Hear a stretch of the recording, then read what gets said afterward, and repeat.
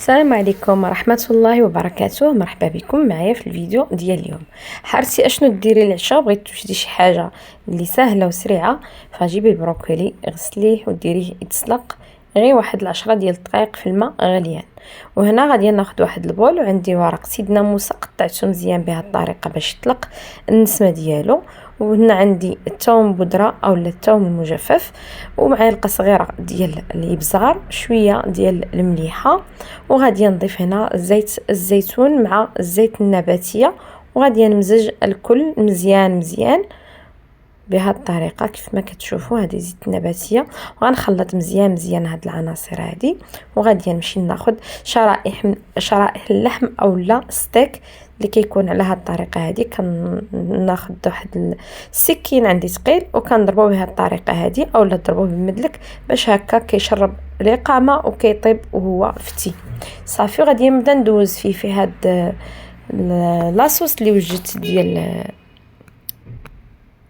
زيت الزيتون مع ورق سيدنا موسى والثوم المجفف. كيف ما يمكن لكم تستعملوا الثوم الطبيعي، فانا اختاريت ندير الثوم المجفف لان ما بغيتش تجي ديك النكهه قاصحه بزاف. صافي من بعد ما ندوز كاع هاد الطريفات اولا الشرائح ديال اللحم في هاد الاقامه، كنخليهم يترقدوا واحد شي شويه.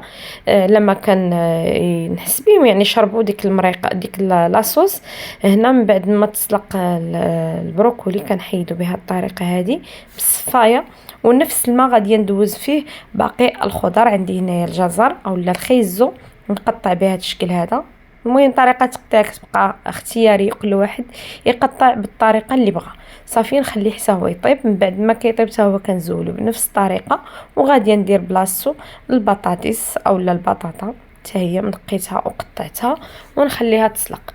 انا في هذا الوقت هذا اللي غندير فيه البطاطا كتسلق صافي، راني غادا نمشي نوجد اللحم بعد ما ترقد. كندير مقله كندير فيها شويه واحد الطريف ديال الزبده ندوبو بحال هكا على هذا الشكل هذا، ونضيف ليه قليل من زيت الزيتون. وغادي نبدا نحط هذوك الشرائح ديال اللحم باش غادي نطيبهم على السريع في المقلاة بهذه الطريقه هذه كيف ما موضح في الفيديو. كنستف دوك الشرائح بهذا الشكل هذا، راه غير كنديرها فوق البوطه وكتبدا كتجمع ديك اللحيمه. كنعاود نضيف باقي الشرائح. هنا غادي ناخذ الفلفله، عندي فلفله حمراء صفراء نقطعها على هذا الشكل طولي. تقدروا تقطعوها الا بغيتوا مكعبات كيبقى اختياري. وعندي هنايا البصله حمراء حتى هي غادي نقطعها بحال هكا مشنفه اولا على شكل طولي باش غادي نستخدمها حتى هي مع الخضر.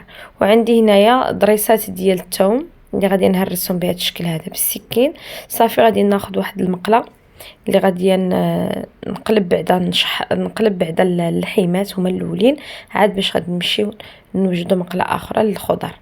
هانتو من بعد ما كيطيب من التحت مباشره كنقلبوا باش غادي يطيب من الجهه الاخرى. صافي راه غادي يطيب، غادي يشرب المريقه ديالو، غادي يخلي غير القياس اللي غادي يجي معاه.